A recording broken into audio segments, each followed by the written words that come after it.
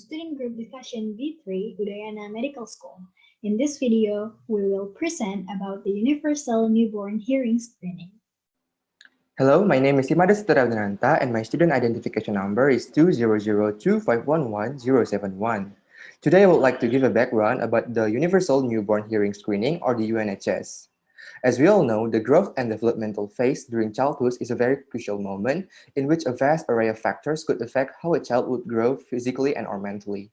Among those factors, the ability to hear is particularly fundamental for the child as learning languages, academical and social performance all depend on it.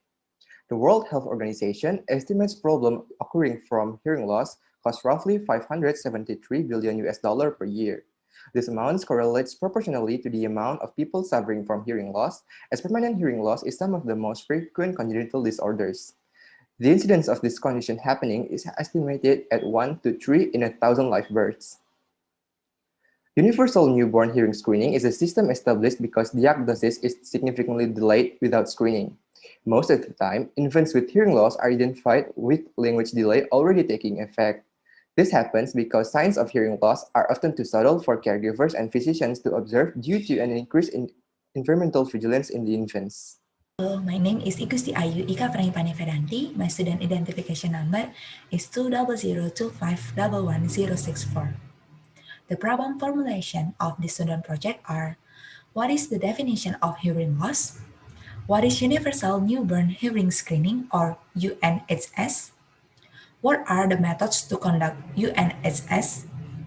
How are the procedures of UNHS? What is the interpretation of UNHS? And what are the benefits and limitations of UNHS? The objectives are to explain the definition of hearing loss, to elucidate about UNHS, to explain the method of UNHS, to explain the interpretation of UNHS, to clarify the procedures of UNHS, and to understand the benefits and limitations of UNHS. From this student project, we hope all of us can take theoretical benefits, which is this student project is expected to amplify the understanding of UNHS and serve as literature for further research and reading reference related to hearing loss. And the practical benefit as this student project is expected to increase the knowledge of the general public and or professionals about UNHS so they can apply it in daily life or work decently. Hello, my name is Nadya Zalfa Aqilah. The student identification number 20025111079. In this occasion, I would like to explain a little bit about hearing loss. So, hearing loss is the worldwide spread sensory impairment. It affects around 5% of the global population, or more than 500 million people. It impacts people from all range of age and exacts a major personal and social expenses. The common risk factor relevant to the newborns and young children that are engaging with condition of hearing loss are ear infection, measles, meningitis, rubella, mumps, ototoxic agent, congenital cytomegalovirus, and exposure to occupational or recreational noise. Hello, my name is Stephanie with student ID number 20025111083. So, the overview of Universal Newborn Hearing Screening is a hearing test that is applied to newborns when they are leaving hospital, before they're leaving hospital and go home. Why do this test is being done? Because hearing loss has been the fourth leading cause of disability, and the case number of hearing loss has been increased lately. The screening test is important to have early intervention of hearing loss because it is estimated by World Health Organization that childhood deafness could 60% be prevented through non-invasive methods used. First one is auditory brain stem response or ABR and autoacoustic emissions or OAA. Hello everyone, my name is Winata 2002-511-080. After we've discussed about the UNHS or Universal Newborn Hearing Screening in general, we're gonna discuss about the methods of the UNHS, which are OAE or autoacoustic emissions and auditory brainstem response or ABR.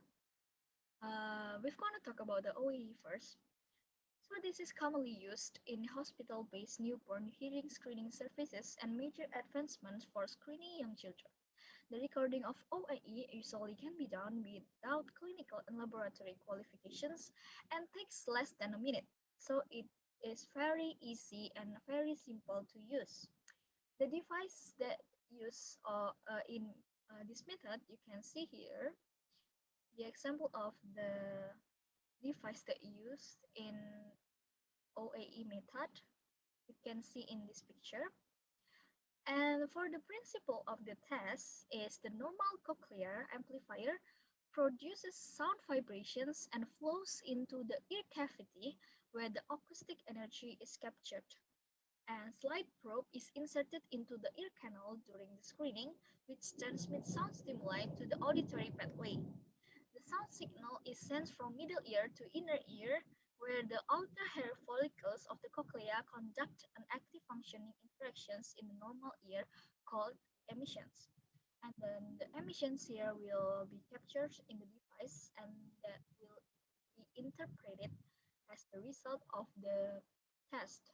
And for the interpretation and procedure will be talked later.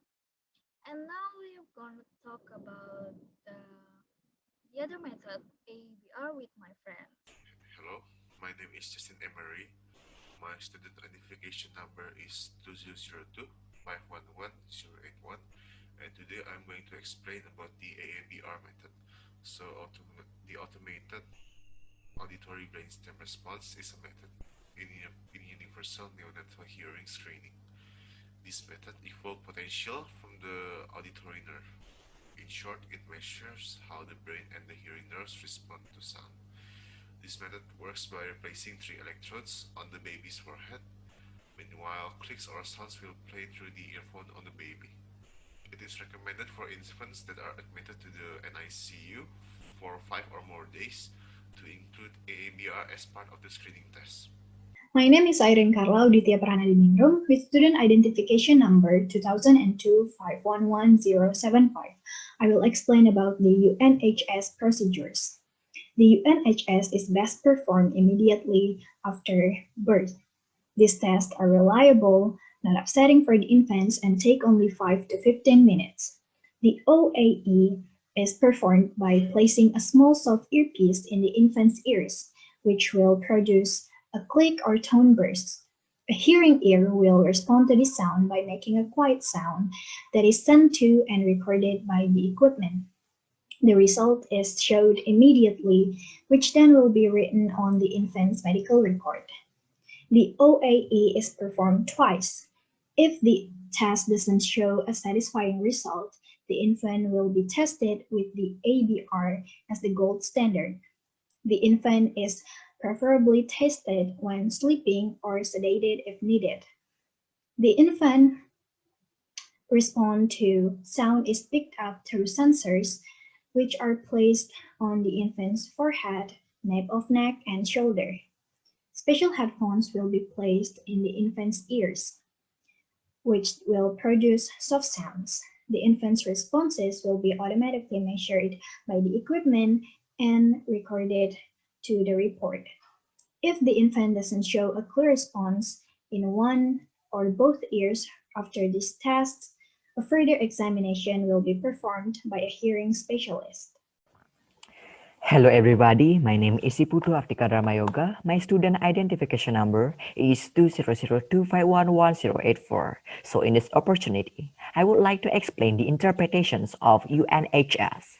So both OAE and AABR have different interpretations. In OAE tests, the emissions that are forwarded by microphone of probe will be analyzed by screening device and display pass or reverse results. The pass results means that the functions of middle ear and cochlea still normal, while river results means that there are cochlear impaired functions. If the OAE test result is river, the baby is directed to the second stage of UNHS programs to obtain AABR tests or repeat it with OAE tests.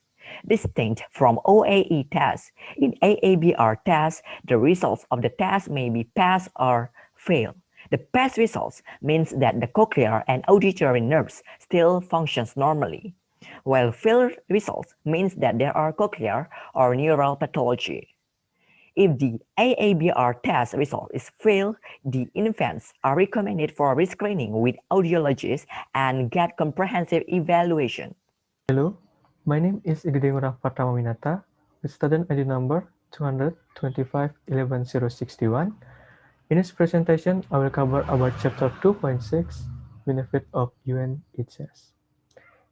The early UNHS examination provides an opportunity for children to be able to anticipate a slowdown in the development of language skills related to communication and hearing development.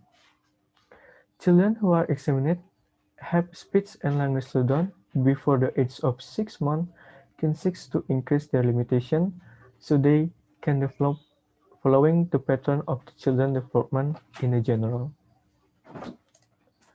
The main goal of early examination of UNHS is to be able to restore the promote center, so in this case is hearing center, in a communication process and language process, which directly affect children's cognitive and socio-emotional skill in their environment.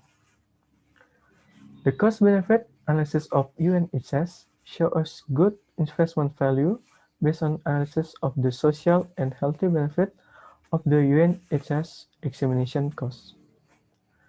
Early diagnosis from UNHS can save costs for developing children with special needs or deaf by conducting special language and speaking classes.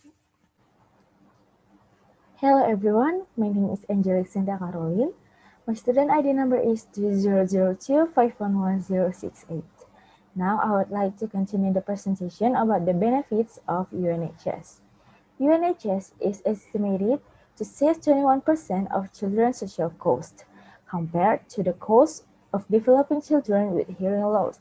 The social costs such as fees for using special education services, cost for supporting the children to use their assistive devices, and cost for lost productivity of the parents.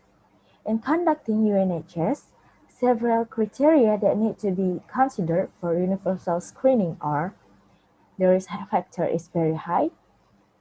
If not diagnosed properly and with the right treatment, it will have significant impact on the children and their families. And the implementation of UNH is relatively inexpensive, easy to obtain, accurate, and objective. Hello everyone, my name is Chintami, Gemma, Masella, and my student ID number is 2002511070. And today I'd like to tell you about the limitations of UNHS. As we can see here that the current UNHS will not be able to detect the relatively common risk factor of deafness development in children after the newborn period. That has been divided into a few parts. The first, genetic syndromes associated with progressive hearing loss, cytomegalovirus infection, trauma, neurodegenerative disorders, and bacterial meningitis in the neonatal period are major factors of late onset deafness, which officially UNHS wouldn't detect persistently. Second, as it is, false positive results are often encountered. These caused by the methods are not specific, so that the results given are inconclusive. For example, those who are not recognized at the first stage of screening are children with auditory neuropathy. In this disease, the child passes the autoacoustic emission test but has an abnormal AABR, which is strange. The third, in addition, positive results are often found with early detection in carrier, not in actual disorder. Okay, the last, moreover, aminoglycoside-induced deafness is one of the risk factors for hearing loss that might be unidentified during UNHS. Based on the statement above, a higher sensitivity of aminoglycoside-induced deafness are presented by plethora mitochondrial DNA, which we can conclude that UNHS still have a few disadvantages, which should be considered in the procedure. Hello, my name is Tyas Parahita Wirawan, and my student ID number is 20025110082. In conclusion, hearing is particularly fundamental for child's language and communicating skills development. Hearing loss that affects around 5% of global population would affect language development, cognitive skill, and even self-esteem. Universal newborn hearing screening is a must-do screening test on newborns. It is performed in two ways: autoacoustic emissions and automated auditory brainstem response. Both of them is used for early detection of hearing impairment.